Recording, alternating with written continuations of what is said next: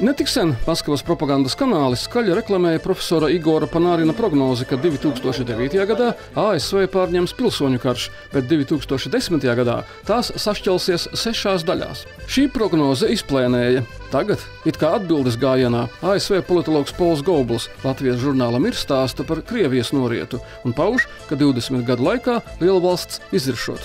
Viņa prāt, to veicinās Krievi Sibīrijā un tālajos austrumos, nevis nekrievi Ziemeļkaukāzā. Tomēr šajā reģionā turpina gruzdēt zemdegas un atgādina par sevi Soču olimpisko spēļu sakarā. Tā domā arī Svante Kornels, Āzijas un Kaukāza institūta pētniecības direktors, kuru mēs satikām Zīda ceļa tematu konferencē Rīgā.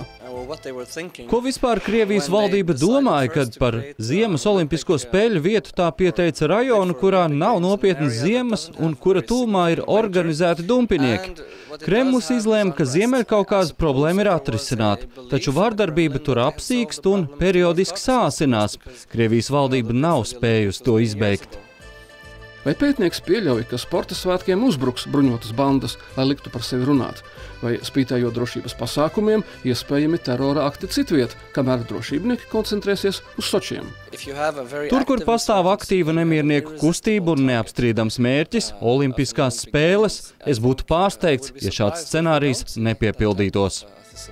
Bet varbūt Maskavai visā reģionā tūdaļ rīkoties pēc Čečenijas parauga, ar uguni un zobenu izsvēpēt citādi domājošos un ieplūdināt naudu, lai visus nomierinātu, sacelt Kaukāza debesskrāpjus un lieta darīta. Domāju, ka tas, ko Kadyrov kungs sasniedz Čečenijā ar mierīgiem līdzekļiem, ir tas, ko separātisti vēlējās 90. gados, faktiski neatkarīgu valsti. Atšķirība tāda, ka Kadyrova kungs skatās uz Putina kungu kā savu vadoni. Kadyrovs nevada Čečeniju pēc Krievijas likumiem, tikai viņš ir lojāls Putinam.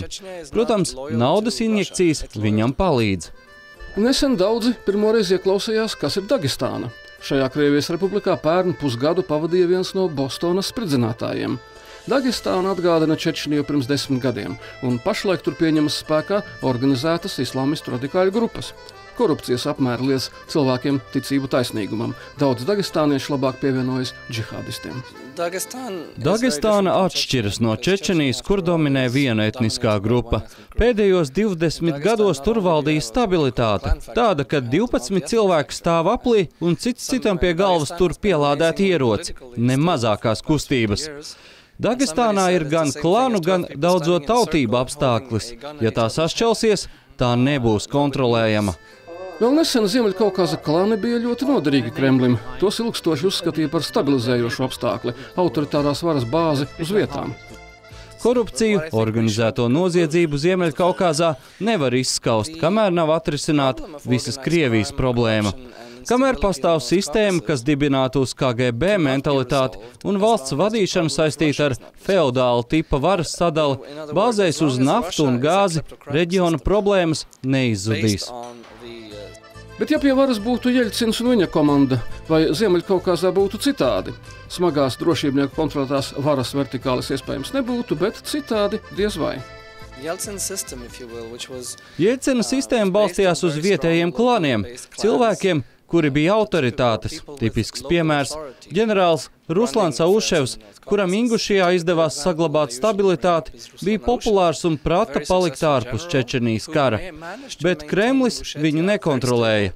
Viņu neuzskatīja par lojālu personīgu Putinam un nobīdīja malā.